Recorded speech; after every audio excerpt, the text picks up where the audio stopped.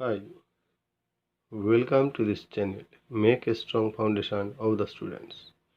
আজকে আমরা করব বিভিন্ন ঘনবস্তু সংক্রান্ত বাস্তব সংখ্যা ক্লাস 10 মানে দশম শ্রেণীর জন্য মাধ্যমিকের খুবই গুরুত্বপূর্ণ চ্যাপ্টার ইম্পর্টেন্ট চ্যাপ্টার পাতা নম্বর 265 West Bengal board of secondary education বইয়ের যে পশ্চিমবঙ্গ মধ্যশিক্ষা পর্ষদের যে সিলেবাস সেই সিলেবাসের চ্যাপ্টার 19 নম্বর চ্যাপ্টার অনুযায়ী ক্লাস 10 এর 265 নম্বর পাতার আমরা অঙ্ক করব। Question number 4 very important chapter মানে পরিমিতির অঙ্ক। অ্যাকচুয়ালি অলরেডি আমরা সমস্ত চ্যাপ্টার করে ফেলেছি, পরিমিতির লাস্ট চ্যাপ্টার করতেছি। তো এবার আমরা করবো ক্লাস 4 এর অঙ্ক, কোশ্চেন নাম্বার 4 এর অঙ্ক। খুবই ইজি অঙ্ক, কিন্তু খুবই বুঝতে হবে, একসঙ্গে সমস্ত সূত্রগুলো মনে রাখতে হবে। আমরা পরিমিতি যতগুলো সূত্র করেছি আজ পর্যন্ত সেই সূত্র দিয়ে কিন্তু এই 4 অঙ্কগুলো হবে।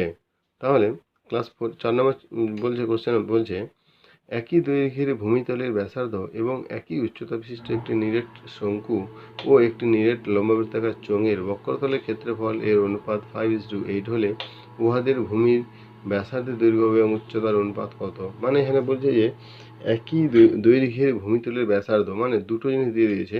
একটা দিয়েছে নিরেট শঙ্কু আর একটা দিয়েছে লম্ববৃত্তাকার চোঙ। তাহলে একটা যদি শঙ্কু, এইরকম একটা শঙ্কু আমি যদি ছবি আঁকি, এই একটা শঙ্কু, একটা লম্ববৃত্তাকার চোঙ, মানে এটা আমরা নর্মালি এটাকে আমরা লম্ববৃত্তাকার চোঙ বলি। তো এই দুটো লম্ববৃত্তাকার চোঙেরই কী বলছে, ভূমিতলের ব্যাসার্ধ সমান, মানে আর ইকুয়াল টু আর। আবার বলছে একই উচ্চতা, মানে এই যে এইটা যে এই আর এই আর দুটো সমান উচ্চতা, মানে এইচ, আর এইখানে যে উচ্চতা এইচ। আবার বলছে এইচ উচ্চতা এইচ ইকুয়াল টু এইচ, মানে দুটোই উচ্চতা সমান। এবারে বলছে তাদের বক্রতলের ক্ষেত্রফলের অনুপাত দিয়ে দিয়েছে 5:8। বক্রতলের ক্ষেত্রফল মানে এই শঙ্কুর বক্রতলের ক্ষেত্রফল মানে এই যে পার্শ্বতল ক্ষেত্রফল সেইটা, আর এই বৃত্তাকার চোঙে যে সাইডের যে বক্রতল আছে, উপরে নিচে নয়, কেন উপর নিচে মানে সেটা গেল সমতল, এইটা হচ্ছে বক্রতল বা পার্শ্বতলের ক্ষেত্রফল, তাদের অনুপাত দিয়ে দিয়েছে। তার এই কন্ডিশন একটাই যে তাদের অনুপাত দুটো সমান, এই ক্ষেত্রফলের অনুপাত সমান, তাহলে ব্যাসার্ধের দৈর্ঘ্য এবং উচ্চতার অনুপাত। তাহলে এই যে ব্যাসার্ধের দৈর্ঘ্য মানে আর, আর উচ্চতা মানে এইচ, মানে ব্যাসার্ধের দৈর্ঘ্য আর এইচ ইকুয়াল টু কত, এইটা আমাদেরকে বের করতে হবে। ব্যাসার্ধের দৈর্ঘ্য এবং উচ্চতার অনুপাতটা কত। তো অঙ্কটা খুব যে কঠিন অঙ্ক তা নয়, কিন্তু অঙ্কটা খুবই ইম্পর্টেন্ট অঙ্ক। অঙ্কটা বুঝতে হবে। তাহলে আমি দুটো ছবি এঁকেছি, আমি ছবি যেমন এঁকেছি তেমন আমি লিখবো। কী লিখবো না, একটি শঙ্কু এবং না, তাহলে কি লিখব না, শঙ্কু এবং লম্ববৃত্তাকার শঙ্কু লেখা উচিত ছিল। লম্ববৃত্তাকার চোঙের ভূমিতলের ব্যাসার্ধ, যেমন লিখেছি আমি তেমনই লিখতে চাই জন্য, ভূমিতলের ব্যাসার্ধ ইকুয়াল টু, যেহেতু সমান তাহলে আর একক, এখানে কিছুই দেওয়া নেই একক, আমি একক লিখে দিচ্ছি, একটা একক লিখতে হবে, একক। এবং উহাদের উচ্চতা ইকুয়াল টু এইচ একক। কেন দুটোই সমান, দুজনেই আর হবে, দুজনেই এইচ হবে, উচ্চতা একক। এবার তাহলে কী করবো না, আমাকে বার করতে হবে পার্শ্বতলের ক্ষেত্রফল বা বক্রতলের ক্ষেত্রফল। তাহলে আমি একটা করে বের করবো, শঙ্কুর প্রথমে বের করবো। এইবার আমাকে মাথা রাখতে হবে যে শঙ্কুর পার্শ্বতলের ক্ষেত্রফল মানে কি না, শঙ্কুর পার্শ্বতলের ক্ষেত্রফল সূত্র হচ্ছে পাই আর এল। পাই আর এল, এল মানে আমি পাই আর দিয়ে দিয়েছে, আর মানে আর, এইচ দিয়ে আছে এইচ, তাহলে এল মানেটা কি না, এল মানে হচ্ছে যে তির্যক উচ্চতা। তাহলে এল এর মান আমাকে বের করতে হবে। এবার আমি লিখবো শঙ্কুর ক্ষেত্রে, কেন আমি একটা একটা বের করছি জন্য আমি লিখে দিচ্ছি শঙ্কুর ক্ষেত্রে। কি শঙ্কুর ক্ষেত্রে তির্যক উচ্চতা ইকুয়াল টু, তির্যক উচ্চতা এল মানে তার সূত্রটা কি না, তির্যক উচ্চতা ইকুয়াল টু √এইচ² প্লাস আর স্কোয়ার। কেন ভালো করে দেখো, আমি এই অঙ্কটা করেছিলাম, এটা এইচ, এটা আর, এটা কি এল, তার মানে এটা সমকোণী ত্রিভুজ, এইটা সমকোণ, এটা তার অতিভুজ। অতিভুজ স্কোয়ার ইকুয়াল টু লম্ব স্কোয়ার প্লাস ভূমি স্কোয়ার, আর অতিভুজ ইকুয়াল টু লম্ব স্কোয়ার প্লাস ভূমি স্কোয়ার। মানে তির্যক উচ্চতা এল ইকুয়াল টু এইটা পেয়ে গেছি। এইখান ধরে এবার আমরা করবো, অতএব শঙ্কুর বক্রতলের ক্ষেত্রফল না, বোঝা গেল না, equal to pi r l equal to pi r l এর মান আমরা বস করে দেবো h square plus r square, বা হয়ে গেল, শঙ্কুটা হয়ে গেল। এবার আমি বের করবো লম্ব বৃত্তাকার চোঙ। না, লম্ব বৃত্তাকার চোঙের বক্রতলের ক্ষেত্রফল আমাকে এখানে বলেছে, বক্রতলের ক্ষেত্রফল বের করতে হবে। বক্রতলের ক্ষেত্রফল হিসেবে কত? না, লম্ব বৃত্তাকার চোঙের বক্রতলের ক্ষেত্রফল, এরকম মাথায় রাখতে হবে 2πr h, 2πr h। এবার কি বলছে না, উহাদের বক্রতলের ক্ষেত্রফলের অনুপাত ইকুয়াল টু 5:8 দিয়ে দিয়েছে। অতএব শর্তানুসারে পাই, তাহলে আমি অনুপাত বের করবো। অতএব এটা শর্ত, কিন্তু শর্তানুসারে পাই কি দুটো অনুপাত বার করবো। তাহলে চোঙ প্রথমে বলেছে, চোঙের বক্রতলের ক্ষেত্রফল, শঙ্কু আগে বলেছে, শঙ্কুর বক্রতলের ক্ষেত্রফল ইজ টু চোঙের বক্রতলের ক্ষেত্রফল ইকুয়াল টু 5:8। 5:8 না, বোঝা গেল না, কারণ আমার বলে দিয়েছে যে দুটো ক্ষেত্রফলের অনুপাত 5:8। বা তাহলে এইটা বা এইটা, বা শঙ্কুর বক্রতলের ক্ষেত্রফল, এইটা থেকে আমরা ডিভাইডেড বাই লিখতে পারি, চোঙের বক্রতলের ক্ষেত্রফল ইকুয়াল টু 5/8। বা এইবার আমরা কি করব না, মানগুলো বসাবো। শঙ্কুর বক্রতলের ক্ষেত্রফল আমরা বের করেছি, এইটা শঙ্কুর বক্রতলের ক্ষেত্রফল, πr into I r into root over h square plus r square divided by বক্রতলের ক্ষেত্রফল 2πr h ইকুয়াল টু 5/8। তাহলে এখান থেকে পাই কেটে গেল, আর কেটে গেল, না বুঝে গেল না, তাহলে পাই কেটে গেল, আর কেটে গেল। তাহলে এইবারে এই দুটো এর কী করবো না, আমি দুটোকেই স্কোয়ার রুট করে দেবো। যদি স্কোয়ার রুট করে দিই তাহলে কী হবে না, H square plus r square, কেন আর বর্গ হয়ে গেলে এটা উঠে যাবে, এটা কী হবে তাহলে 4h স্কোয়ার 25/64 বুঝে গেল। এবার কি লিখবো না, উভয় পক্ষকে বর্গ করিয়া পাই। কেন আমি বর্গ করলাম, কেন আমাকে বর্গ না করলে আমি এই রুটটা তুলতে পারবো না। এবারে কোন যেমন গুণ করবো, তাহলে এটা কী হবে না, এই দুটো যদি আগে গুণ করি, তাহলে 5 4 5 100, 100h square equal to 64h square plus 64 আর square divided by 100h square minus 64h square equal to 64 আর স্কোয়ার ডিভাইডেড বাই, এটা গুণ বিয়োগ করে কত হবে 36h স্কোয়ার ইকুয়াল টু 64 আর স্কোয়ার ডিভাইডেড বাই, আমার কী চাই না, এইচ আর আর অনুপাত, মানে এইচ আর আরটাকে আমরা এদিকে রাখবো, তাহলে 36/64 ইকুয়াল টু আর স্কোয়ার বাই এইচ স্কোয়ার, না বোঝা গেল না, কেন এই আমি 64কে এদিকে নিয়ে এসেছি আর 36 এইচটাকে এদিকে চলে গেছি। এবার কিন্তু দুটোকে যেহেতু এখানে স্কোয়ারে এসে গেছে, আমি কী করবো না, বর্গমূল করলে 6 6 36, 8 8 64 আর বাই এইচ। এবারে কী লিখবো না, উভয় পক্ষকে বর্গমূল করিয়া পাই, না বোঝা গেল না। অতএব r is to h equal to 6:8 equal to 3:4, বোঝা গেল 3:4। অতএব তাহলে এই যে আর মানে কি ব্যাসার্ধ, আর এইচ মানে উচ্চতা, অতএব ব্যাসার্ধ ও উচ্চতা এর অনুপাত আমাকে বের করতে বলছিল 3:4, এইটা হয়ে গেল অ্যান্সার, বোঝা গেল। এইভাবে কিন্তু বের করতে হবে না, আমার যেমন শর্ত দিয়ে দেবে এইসব অঙ্কের ক্ষেত্রে আমি শর্তটাকে কাজে লাগাবো। আর শর্তটা কীভাবে কাজে লাগাবো না, শর্তকে আমাকে আগে ভাবতে হবে, আগে বের করতে হবে যে কীভাবে কী করলে আমার এই শর্ত পর্যন্ত আমি পৌঁছতে পারবো। তো আমি কিন্তু সেভাবেই করলাম, সিম্পল অঙ্ক। এল এর মান বের করেছি, এল থেকে শঙ্কুর বক্রতলের ক্ষেত্রফল বের করেছি, তারপরে লম্ব বৃত্তাকার চোঙের বক্রতলের ক্ষেত্রফল বের করেছি, শর্ত দিয়েছে তাদের বক্রতলের ক্ষেত্রফলের অনুপাত 5:8। এবারে সেই শর্তটা কাজে লেগেছি, অতএব শঙ্কুর বক্রতলের ক্ষেত্রফল ইজ টু চোঙের বক্রতলের ক্ষেত্রফল ইকুয়াল টু 5:8। সেখান থেকে আমি সিম্পল ক্যালকুলেশন করেছি, এখানে বর্গ করেছি, এখানে বর্গমূল করেছি, সিম্পল ক্যালকুলেশন করতে আমরা পেয়েছি 3:4। এইটাই কিন্তু চেয়েছিল। এবার চলে যাব নেক্সট অঙ্ক আমরা, কোশ্চেন নাম্বার 5। কোশ্চেন নাম্বার 5 বলছে 8 সেমি দৈর্ঘ্যের ব্যাসার্ধের একটি নিরেট লোহার গোলককে গলিয়ে 1 সেমি দৈর্ঘ্যের ব্যাসের কয়টি নিরেট গুলি পাওয়া যাবে? খুবই ইজি, মানে ভেরি ভেরি ইজি অঙ্ক। এই অঙ্কটা করার মতো অঙ্ক কিছু নেই, তবু আমরা করব। বলছে 8 সেমি দৈর্ঘ্যের ব্যাসার্ধে একটি নিরেট লোহার গোলক।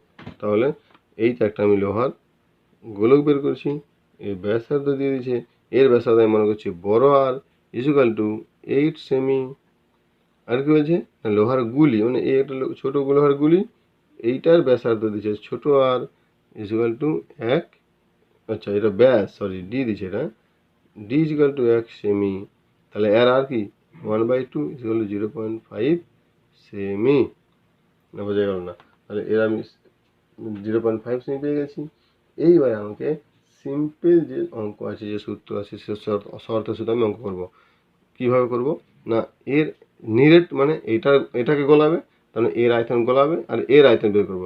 তাহলে এর আয়তন থেকে কতগুলো গুলি পাওয়া যাবে, মানে এইটার হচ্ছে মোট 10 টাকা, এটার দাম হচ্ছে 2 টাকা, তাহলে কতগুলো 5 টাকার নোট আছে, এই সরি তাহলে 2 টাকার নোট, 2 টাকার নোট, এটা 10 টাকার নোট, তাহলে কতগুলো নোট হবে, 2 টাকার নোটটা হবে, তাহলে 5 পিস কী করে, 10/2, মানে এই বড়টা থেকে ছোটটা ভাগ করতে হবে। তো একইভাবে সেভাবে করব যে 8 সেমি ব্যাসার্ধের একটি নিরেট লোহার গোলক।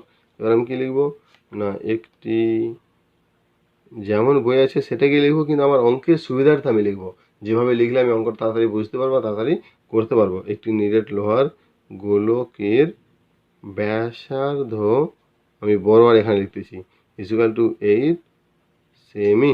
আমি আয়তন বের করতে যাব, অতএব গোলকটির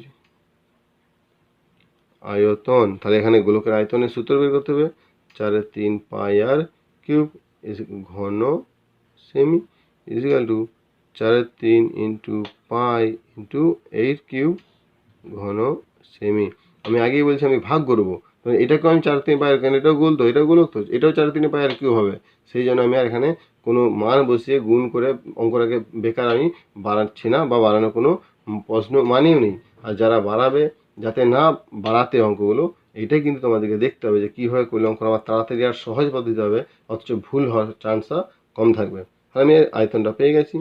এবার কি মানে একটি লোহার গুলি, একটি লোহার গুলির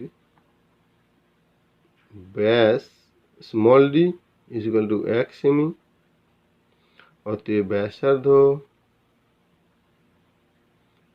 small R equal to 1/2 equal to 0.5 সেমি। পেয়ে গেলাম। লোহার গুলিও তো একটা গোলকের মতো দেখতে, অতএব একটি লোহার গুলি আয়তন ইকুয়াল টু, এটাও 4/3 পাই আর কিউব ঘন সেমি equal to 4/3 into pi into 0.5 whole cube ঘন সেমি।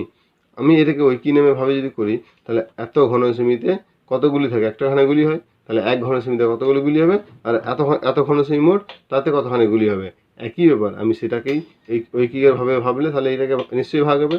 এই দেখো 4/3 পাই 0.5 কিউব ঘন সেমিতে গুলি পাওয়া যায় একটি, তাহলে একটা নিশ্চয়ই আরও কম হবে, 1/4/3 ইন্টু পাই ইন্টু 0.5 কিউব, আর এইটা 4/3 ইন্টু পাই ইন্টু 8 কিউবে কতগুলো, তাহলে গুণ হয়ে যাবে, 4/3 into pi into 8 cube divided by 4/3 into pi into 0.5 cube. না বোঝা গেল না? এটাকে আমি একদম ডাইরেক্ট বের করবো। অতএব গোলককে গলিয়ে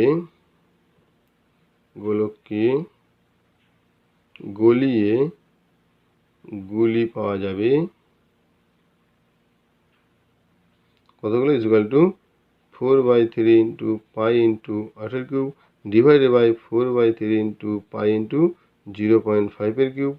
আমি কিন্তু এইখানেই 4/3 কেটে দিতে পারি, কোনো ব্যাপার নেই, কোনো ভুল নয়, কেন লবেও 4/3 হরেও 4/3, আর এখানেও পাই এখানেও পাই আমি কেটে দিতে পারি।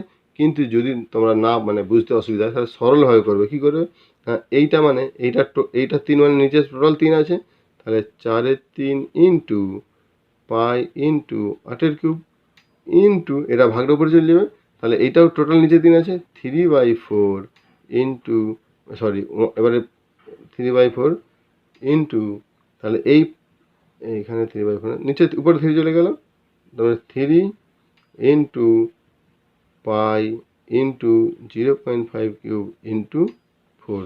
না, বুঝতে পারলেন না, এই দুটো শুধু পাল্টে যাবে, কিন্তু এখানেও কেটে যেত, 4 4 3 3 কেটে গেল, পাই পাই কেটে গেল। এবার 8 into 8 divided by 0.5 into 0.5 into 0.5 equal to, যদি আমি এটাকে সরল করি, তোমরা সরল করবে 40960 হবে। কেন 8 গুণ 5 5 5 করবে, উপরে 10 10 10 করে দেবে, তাহলে এটা 8 8 8 ইন্টু 512 512 ইন্টু প্রত্যেকে 2 দিতে হবে, আবার 8, তাহলে এটা গেল উত্তর। বুঝে গেল? ভেরি ভেরি ইম্পর্টেন্ট অঙ্ক, কিন্তু খুব ইজি অঙ্ক। তাহলে টোটাল কতগুলো গুলি পাবো? 40960 গুলি আমি পাবো। এটাই অ্যান্সার চেয়েছে আমাকে, যে আমার কতগুলো গুলি পাওয়া যাবে, না নিরেট গুলি, তাহলে 40960 আমি নিরেট গুলি পাবো বা পাওয়া যাবে। ওকে, এরপরে অঙ্ক চলে যাবো 6 দেওয়ার অঙ্ক। এটা কিন্তু এটাও খুব ইম্পর্টেন্ট অঙ্ক, খুব ইজি অঙ্ক এগুলো সব। পরিমিতি অঙ্ক মানে ইজি, খালি 4টে 5টা সূত্র আছে, প্রত্যেকটা চ্যাপ্টারে 3টে করে সূত্র আছে, একবার করলে 2বার করে করলেই সূত্র মনে রাখার কোনো ব্যাপার নয়। সূত্র মনে রাখলেই পরিমিতি অঙ্ক করার কোনো ব্যাপার নেই। পরিমিতি যে অঙ্ক আছে পরীক্ষার খাতে আসে 8 10 নম্বরে, ওই 10 নম্বরে এমনিই পাওয়া যায়, ইজি, খুবই ইজি অঙ্ক, খুবই পাওয়া যায়। ওকে, তাহলে এরপরে আমরা চলে যাব কোশ্চেন নাম্বার 6। কোশ্চেন নাম্বার 6-এ বলছে, একটি নিরেট লম্ববৃত্তাকার লোহার কাঠের দণ্ড ভূমিতলে ব্যাসার্ধ দৈর্ঘ্য 32 সেমি এবং দৈর্ঘ্য 35 সেমি, দণ্ডটি গলি 8 সেমি দৈর্ঘ্য ব্যাসার্ধ এবং 28 সেমি উচ্চতা বিশিষ্ট কতগুলি নিরেট শঙ্কু পাওয়া যাবে? একই অঙ্ক। এখানে বলছে একটি নিরেট লম্ববৃত্তাকার লোহার দণ্ড মানে নিশ্চয়ই এটা চোঙের মতোই হবে, লম্ববৃত্তাকার চোঙ। এখানে এটা পেয়ে গেছি। এই ভূমিতলে ব্যাসার্ধ দিচ্ছে, ভূমিতলে ব্যাসার্ধ, তো এইটা ব্যাসার্ধ দুটো যেহেতু একই, আমি এখানে আর লিখছি, ইকুয়াল 32 সেমি। দৈর্ঘ্য মানে এর লম্বাটা, মানে এখান থেকে এইটা লম্বা, যেটা এইটা লম্বা, তাহলে এখানে হাইট লিখতে পারি বা লেন্থ যা লিখতে পারি। তাহলে আমি হাইট ইকুয়াল টু 32 সেমি। এবার কি বলছে না, দণ্ডটি গলি 8 সেমি দৈর্ঘ্যের ব্যাসার্ধ বিশিষ্ট এবং 28 সেমি উচ্চতা বিশিষ্ট নিরেট শঙ্কু বের করবে। Very good. একটা এখন শঙ্কু তৈরি করবে তারা, এটা শঙ্কু ছবি হয়ে গেল। তাহলে এর দৈর্ঘ্য কি বলছে না, ব্যাসার্ধ ইকুয়াল টু 8 সেমি, আর এর উচ্চতা মানে এইচ, এখানে বড় এইচ লিখছি, এখানে স্মল এইচ, উচ্চতা হচ্ছে 28 সেমি। তাহলে এই শঙ্কু বের করবে, তাহলে কতগুলো শঙ্কু হবে? এটা গোলাবে, তার মানে এর আয়তন বের করবো, আর এইটা গোলাবে, এর আয়তন বের করবো, দুটোকে ভাগ করে দেবো। কেন এতগুলো, এইটা যদি পাই, যেটা যদি এক্স পাই, তাহলে এক্স ঘন সেন্টিমিটার থেকে একখানা হয়, 1 ঘন সেন্টিমিটার থেকে কতগুলো হবে, আর এই ঘন সেন্টিমিটার থেকে কতটা হবে, মানে ভাগ হচ্ছে। আমরা সিম্পল ওইকে নেমে না গিয়ে সিম্পল একটা ভাগ করে দেবো। তাহলে নিরেট লম্ব বৃত্তাকার লোহার দণ্ডের, যেমন লেখা আছে আমি লোহার দণ্ড লিখবো, কিন্তু লোহার দণ্ডটা কেমন দেখতে হবে? চোঙের মতো। লোহার দণ্ডের ভূমিতলে ব্যাসার্ধ, আমি বড় আর লিখছি এখানে, কেন যেহেতু দুটো আছে, তাহলে বড় আর ছোট করলে সুবিধা। ব্যাসার্ধ ইকুয়াল টু 32 সেমি। এবার উচ্চতা আমি তাহলে বড় এইচ লিখবো, এখানে 35 সেমি। দৈর্ঘ্য মানে তার লম্বাটা, তার মানে এটা যদি এইভাবে ধরি লম্বা হবে, আর যদি এইভাবে ছবি রাখতে থাকে উচ্চতা যেহেতু একই ব্যাপার, এটা 35 সেমি। আয়তন, অতএব লোহার দণ্ডের, আমি আর এখানে চোঙ বা শঙ্কু যদি লিখছি, এখানে শুধু লোহার দণ্ডের আয়তন ইকুয়াল টু কত না, সিম্পল যে সূত্র সেটাই আমরা করবো, পাই আর স্কোয়ার এইচ। তো আমি আবার আগেও বলেছি এটা ভাগ করবো, তো আমি শুধু মানগুলোকে বসিয়ে রেখে দেবো, কিন্তু কোনো রকম গুণ বা কারাবরি করবো না। আর স্কোয়ার মানে 32 এর স্কোয়ার ইন্টু এইচ মানে 35 ঘন সেমি। এবার কি লিখবো না, একটি নিরেট শঙ্কুর, লম্ববৃত্তাকার শঙ্কু লিখতে হবে, বা শঙ্কু লিখলে ভুল নয়, শঙ্কুর ব্যাসার্ধ, আর এটা বড় আর লিখতে হলে স্মল আর, 8 সেমি।